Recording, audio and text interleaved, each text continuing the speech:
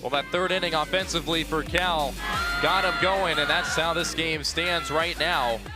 All credited in that third with a couple of key base hits. Well, it was 5, Nico. It went single, bunt single, single, double, fielder's choice double, and then finally Syracuse was able to get 2 outs, but it all happened in a flash. It was extremely quick with how the Golden Bears were able to just pile it on, and so you see those 6 hits, those 4 runs, and you might think maybe some long counts, some long at-bats. Instead, it seemed like every time a first pitch Madison Knight threw, it was hit, roped to a gap, and Cal was scoring some more runs.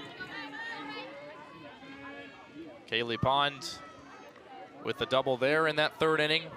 Anna Reimers doing her job in the circle. Has thrown 4 scoreless innings. And now Madison Knight back in the circle for the 5th. How have you viewed Knight's response from that third inning? Because the play that got it started, yes, it was the walk, but also just a tough bunt that allowed Butler to reach first, and then everything went on from there. Line drive to short, caught by Bernie, out number 1. Well, I'd say when your response is getting line drive outs, you'll take that every day. But I think this is on par for Madison Knight. It is when she has these innings that might not go her way and cards may fall as they do and she gets dealt a bad hand, it's usually the only time it happens all game. Very rarely does Knight have quote-unquote blow-up games. And so for her to just kind of settle down, she does an excellent job at, once the inning is over, flushing it. Because let's remember, during that third inning, there were pitchers warming up in Syracuse's bullpen. Haven't even thought about that since because Madison Knight has just been so good back in there.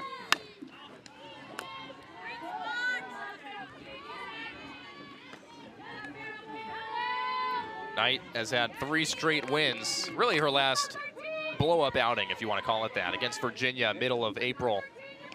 2 innings pitched. 9 hits, allowed 6 runs. Not quite of that stature today. But she does a nice job of responding to innings where she lets a couple go by. Yeah, it's very rare to see Madison Knight really get damaged in a way that is just abnormal or crazy. Most of the time it is via a long ball. And that outing you're talking about, there were 3 of them at the hands of Virginia. So the long ball can hurt Madison Knight at times, similarly to last year how the long ball hurt Lindsay Hendricks. No home runs today. This one lifted into foul territory and a nice diving effort from Bernie, but it'll end up a foul ball.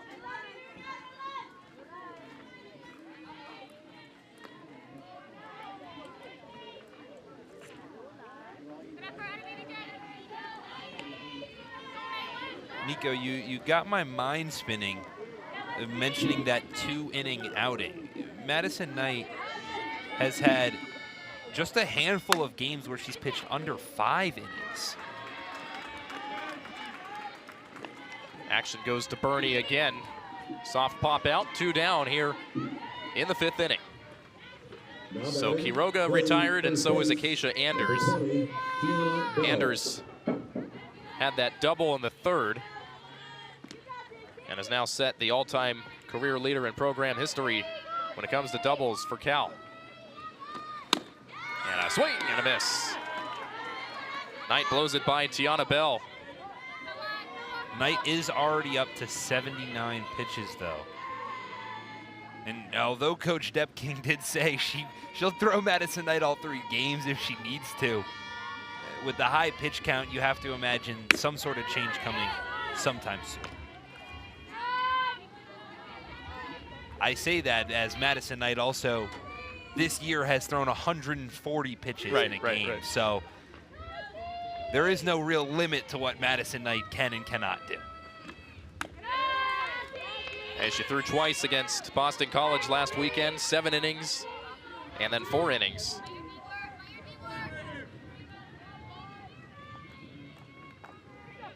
And the challenge for Depking, too, is stopping the bleeding at the right time if you're a head coach.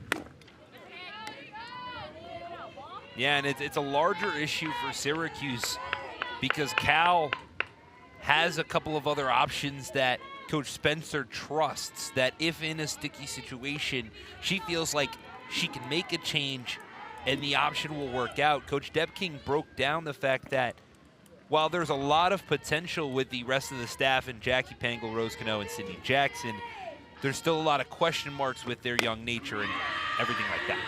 Bell lifts this one to left. See ya! Home run number 14 of the season for Tiana Bell. And that leads the team. Cal all over Syracuse here in game one of this final 3-game regular season series. It's 5-0 here in the 5th. And that one, Nico, it didn't sound as traditionally hard off the bat.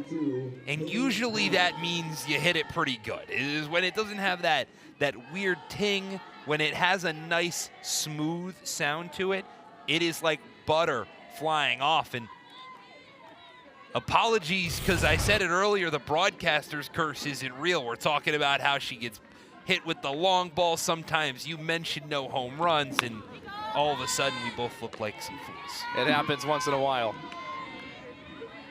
Boy, this part of the order has been deadly for Cal. Bell with the home run. It's now 5-0. Kaylee Pond at the plate right now, doubled in the 3rd to bring in a pair.